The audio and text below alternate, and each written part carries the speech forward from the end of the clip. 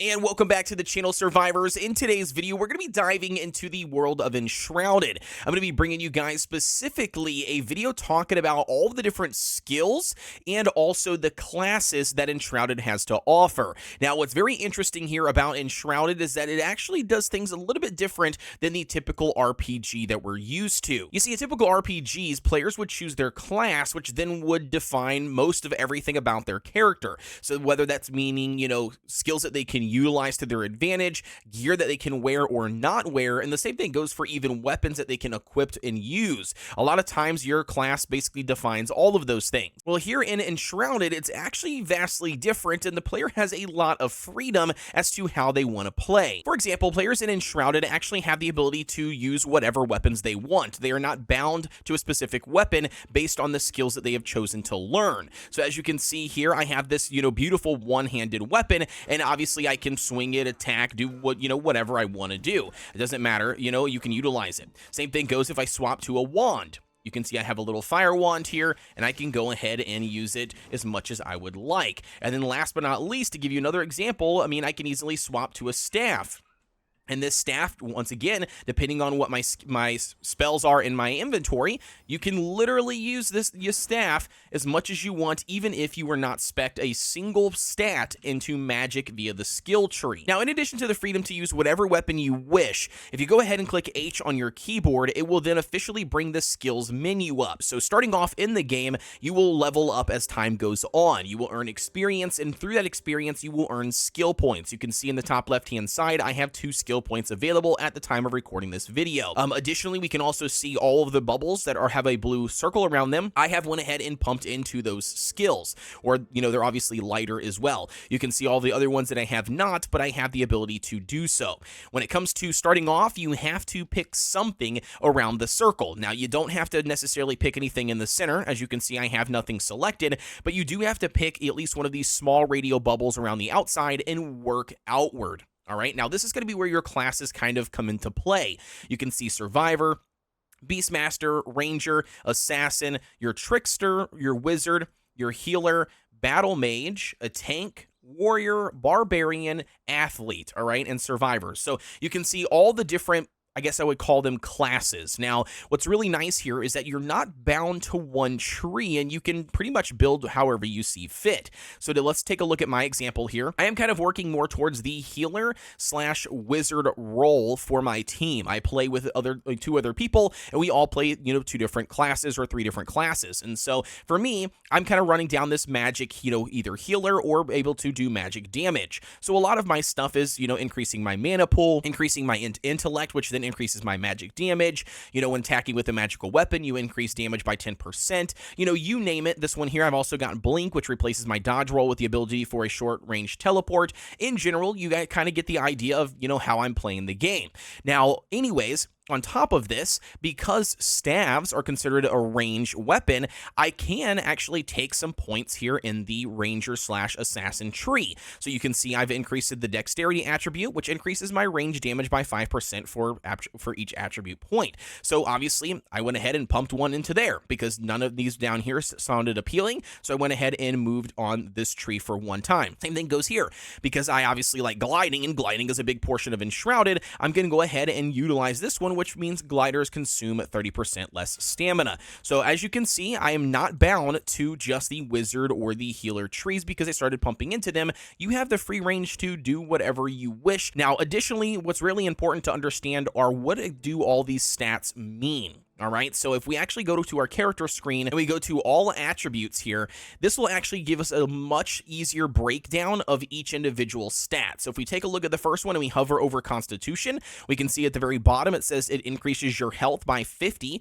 per attribute point. You can see Spirit, increases your mana, Endurance increases your stamina, Strength obviously increases your melee damage. So obviously this information is very important, but it does give you a more in-depth of what each stat does and how each each stat is affected or multiplied, and that's going to be something that you really need to understand when it comes to choosing your class and choosing which skills are the best to invest for your playstyle. Additionally, when it comes to increasing these attribute points and playing more into your style or your class, I would say another really big important factor, it comes to the gear that you are wearing. All right, so if we head back down here, I'm going to show you guys, if you were, for instance, let's just say not a magic user like myself, but you are more of a melee fighter type class, or even potentially a tank, for instance, where your whole entire, play style is to do as much damage as you possibly can and take as much damage as you possibly can, right? Basically making you super tanky. Well, then you might need to utilize the gear that something like the blacksmith has to offer versus something like the alchemist has to offer, which would be more cloth magic stuff. If we take a look here at the blacksmith, you can see we've got some tank sets, adventure sets, rising fighter sets, fur armor sets, all right? So if you take a look, let's just say the tank set, go to the chest piece, you can see here that the physical resistance is going to give you 61. You get that, plus on top of that, you're getting a plus 12 bonus to physical armor points, and then also you're getting 30 magic resistance. So again, you can really utilize the gear in the game to spec your character how you want. So a lot of it just kind of boils down to not necessarily the class that you choose or the skills that you pump into, but also just caters to the overall gear that you choose to use and how you use it. Another one that's worth mentioning as well breaks you down to your jewelry. You can see throughout Enshrouded, you will find different pieces of jewelry. For instance, this case, we have some rings, and these rings will offer additional bonuses to your attributes. You can see the +6 to mana, stamina, and health on this one, and you can see like +1 health regeneration and +20 health. Again, those would be focused and used for, multiple different play styles. For me, I have a ring called the Gemini ring, which gives me +10 for my mana and +5 to leech life chance. And then the same thing goes for an alchemist ring, which gives me 6 mana, 8 stamina, and 10 health. Again, it's all about how you play and utilizing the right items along with choosing whatever these skills are that you would like to play with in order to make a cohesive build when it comes to your overall class, because Enshrouded itself does not lock you into any specific class and build according to just by what you select. And additionally, when it comes to increasing those attribute points, another really big important thing to keep in mind brings us to the food in the game that you eat. In Enshrouded, there's not a, hunger meter that you have to eat in order to keep yourself alive and you'll take damage if it drops. Instead, you actually are eating food to gain buffs from. So you can see, for instance, we have a lot of the different food items in this box. You can see, for instance, like tomatoes, they would give you +2 to your dexterity by eating them just like this. Now, obviously, you can craft recipes that will increase it even further, but every little thing will increase certain avenues. You can see honey, if you consume it, will give you +15 to stamina recharge. You have something like +1 intelligence for mushrooms, and so on. Some of the items that you can see here, like this raw game, looks to have like negative benefits. Well, if we actually bring it into our hotbar and we cook one, you will see that it actually offers a lot more than just those negative benefits. So if I go ahead and put it in here, the negative benefits themselves will actually swap to positive and useful benefits. So now that we have a cooked one, let's take a look at the cooked one. So here's the uncooked. It gives you -75 stamina and -4 stamina regeneration.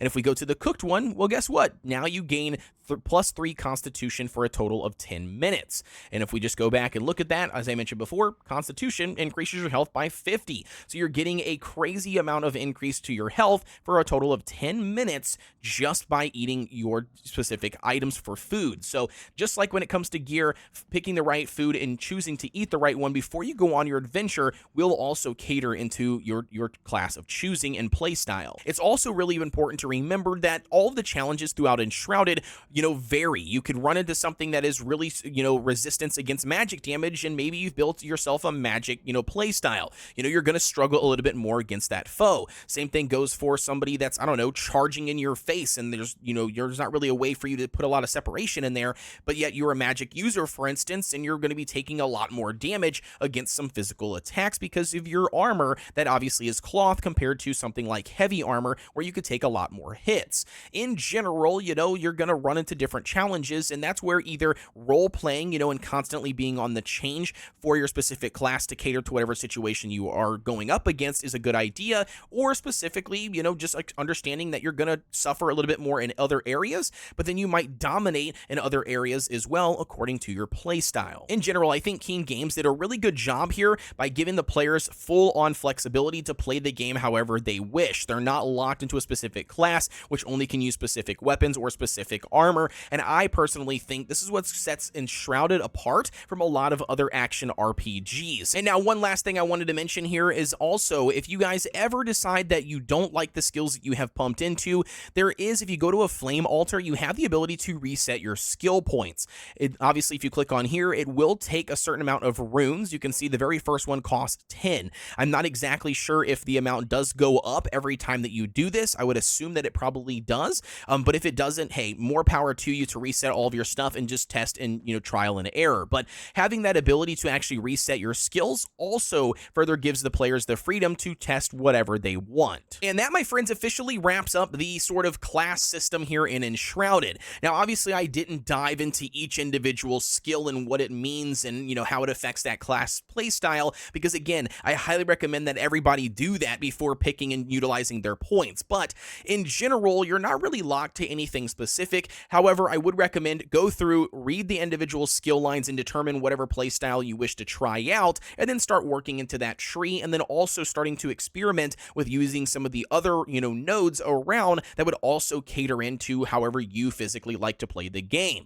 In general, I love this aspect of Enshrouded, and also a little side tip here, if you guys are playing with other people, like other friends at the exact same time, always remember that the loot in Enshrouded is shared. So if you guys open up a chest, that chest will be open for every player, and that item inside is only one. So if somebody wants that sword, or let's say 3 people want that sword, only one person can utilize the sword, because they don't give you 3 swords, right? It's not individualized loot. So when it does come to playing with other people, I would recommend actually building multiple, it's an RPG, so building multiple classes, so then that way any items that you find in the world would be specifically useful for one individual player. If you happen to have a tank, for instance, in my case, giving them the sword or giving them the heavy armor would greatly benefit their playstyle versus somebody like me, where if you find like a wand or a staff, that tank's not going to be interested in using that specifically, and I will obviously benefit from it. So it does offer a lot more RPG, playstyle if you all pick different classes, but hey, what's stopping you from all running, 3 magic users? Nothing. It's just might make it a little bit difficult when it comes to finding loot and exploring. But overall, guys, that's going to be it for the video. If you have any additional questions, drop them down below in the comment section. Don't forget to like, comment, and subscribe here on the channel for everything Enshrouded related. And with that being said, as always, guys, I'll see you on the next one.